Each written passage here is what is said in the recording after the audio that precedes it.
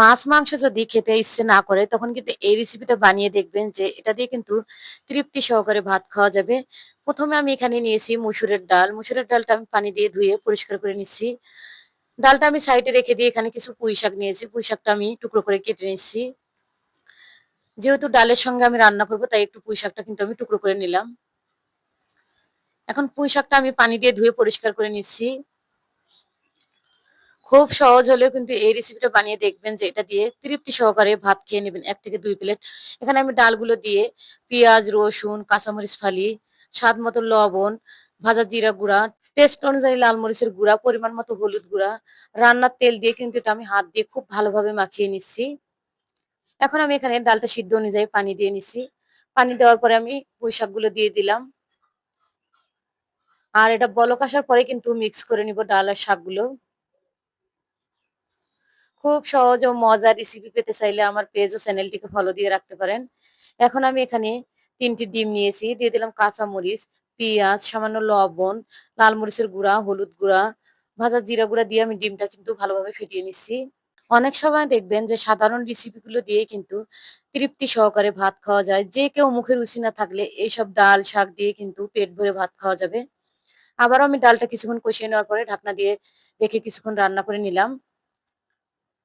খুব ভালোভাবে কিন্তু ডাল আর আমি শাকটা মিহি করে নিয়েছি। এখন আমি এখানে দিয়ে দিলাম পরিমাণ মতো গরম পানি। এখন আমি আবারও প্যানে তেল দিয়ে ডিমটা ভেজে নিচ্ছি।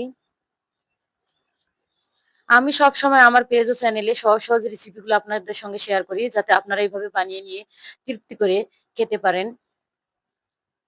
ডিমটা কিন্তু আমার ভাজা হয়ে গেছে। এখন আমি ডিমটা একটু কেটে ভাগ করে নিচ্ছি।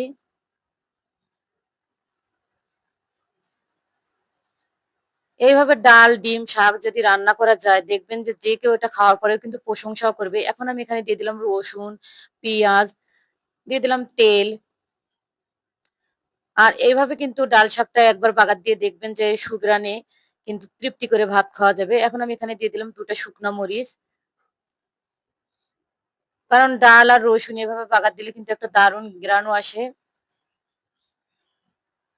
এখন আমি এটা বাগার দিয়ে নিলাম। এটা কিন্তু প্রায় হয়েই গেছে। এর মধ্যে কিন্তু আমি ডিমগুলো ছেড়ে দিচ্ছি। আর আপনারা এভাবে রেসিপি বানিয়ে নেন কিনা অবশ্যই আমাকে কমেন্ট করে জানাবেন। আর রেসিপি ভালো লাগলে শেয়ার করে দিবেন।